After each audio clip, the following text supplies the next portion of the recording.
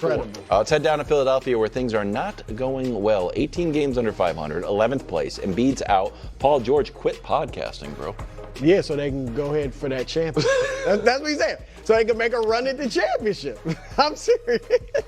Windhorse writing about a reckoning. This seminal season in Philly, which is now over for Embiid after he was shut down last week, isn't defined just by a letdown and underachievement.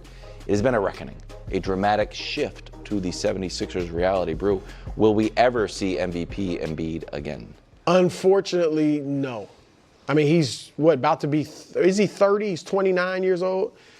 I don't think hopefully he gets his knee right. The dude is a tremendous player. Like, even just last year, I mean, when he played, he was great.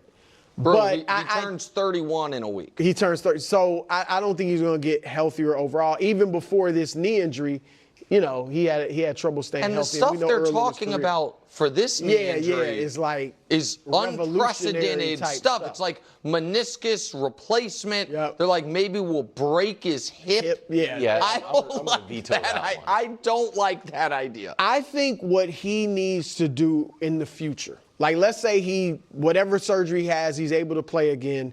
He needs to play more down low. And I've been saying that throughout his career, but I mean to sustain himself. When he's out on the perimeter, and this is why you see more injuries today, there's more cutting, there's more sliding, there's more pressure on your joints. Like, he's playing like a 6'4" guy. What happens when the guy he's defending is on the perimeter? Well, you can get out there a little bit, but he needs to play more with his back to the basket or more inside. So you may bang more, but that's fine. His problem isn't banging. Correct. It's all the more movement with him. Well, in down low. Yeah. But still stay outside and hit some shots because he's such a tremendous shooter. But I don't think we're ever going to see the Embiid, MVP form. I think he'd still be 20-plus points and 10 rebounds. I think he'd still be a very good player, all-star caliber player. They're not winning a championship either. I mean, I don't mean this year. I mean ever with Embiid, Maxey, and Paul George. Like, the process is done. It's over. They're not going to win a championship. Listen, the Paul George contract seems disastrous. The Embiid thing is crazy because it actually kind of feels all of a sudden. And here's what I mean. Because obviously he's dealt with injuries his whole career. But 3 years ago, he won the scoring title and was in it was a war who was going to be league MVP. Mm-hmm. 2 years ago, he was the MVP of the league. Last year, before he got hurt again, he was the first player since Wilt Chamberlain to average more points than minutes played, en route to a third scoring title. Wendy wrote all this in his article, but it was a good reminder, 31-9 when he played last year. They were awesome. He was awesome.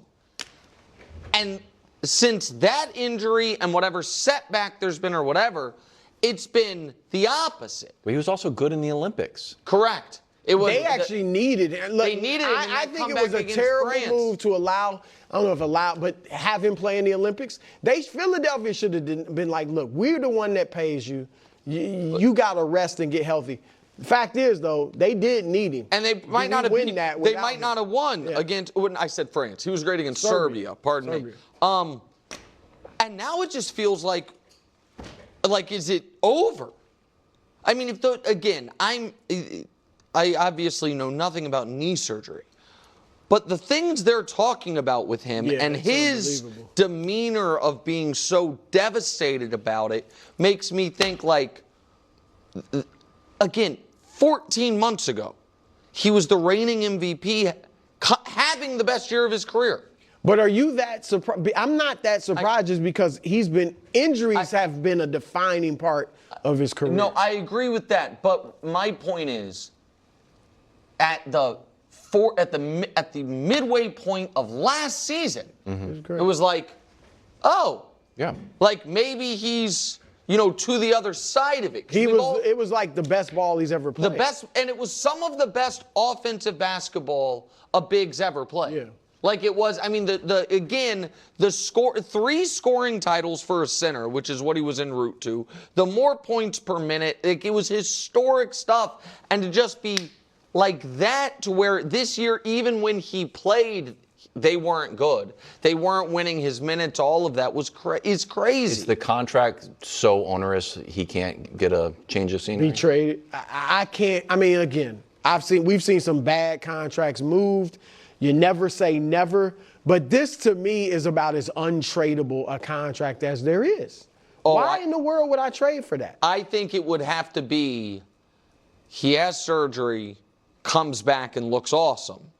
Then I think you could trade him. Then I think you could have a team that would say, we'll run. What are you talking about? I mean, who is a great receiver? I mean, listen, I get that, and it shouldn't be dismissed because they played college football together and they've been unbelievable together. The point I'm making is this Burrow plus 2 awesome receivers does not make you a contender unless your defense is excellent. They've been a contender for 2 years. They were good to very good on defense those years. Those players are gone. The defense is no good. They don't have like a bounty of extra picks. They're not going to spend a bunch of money in free agency. They're just going to step on the same rake again. And so I just don't think it's the smart way to build your team is what I'm saying.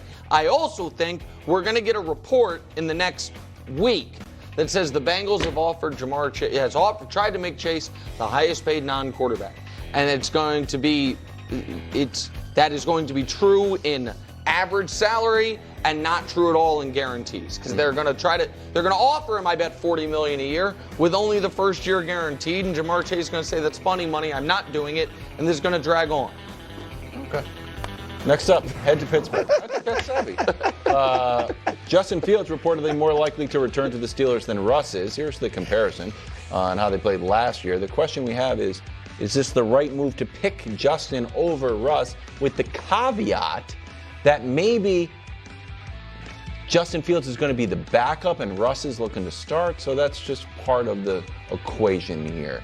Coach? It seems like the offensive coordinator likes Justin Fields better than and has all Russell, along. but the head coach likes Russell better than Justin Fields. At this point, it's going to be more of what we saw last year, so it's hard to get excited about either of them. If you're going to make a decision, maybe you go younger with the hopes that because he improved, he'll continue to improve and the ceiling is higher, and then you might also go cheaper, whichever one signs for a lower number, knowing that neither one is probably the answer moving forward long term. Yeah, that's where, there's a ceiling with Russ, and you hit it last year. This is not going to be any better with Russ this year. Even if he plays well, you're going to go out in the first round at best. With Justin, it's probably the same ceiling or maybe even a little lower, but there is the possibility, it's slim at this point, but a possibility that he improves. I mean, we talked Sam Darnold earlier.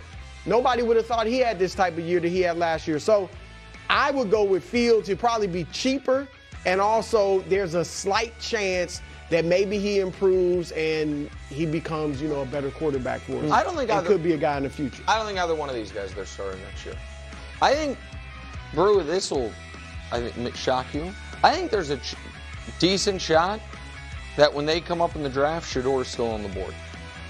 And that they have a real. What number are they? There's talk that he's. They made the play. I think they're 21. You think Shador's going to be there at 21? It's possible. The Athletic today had. Quarterback usually slides every year. Yeah, it's possible.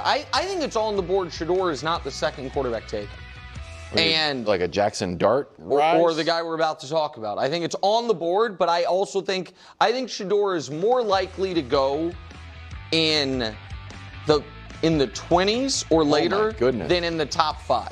That would be a home run for the Steelers. Well, and in that case, though, maybe you bring back Russ and let Shador. Now, if Shador's ready, you can play him right away. Shador's ready to rock. Okay. But maybe.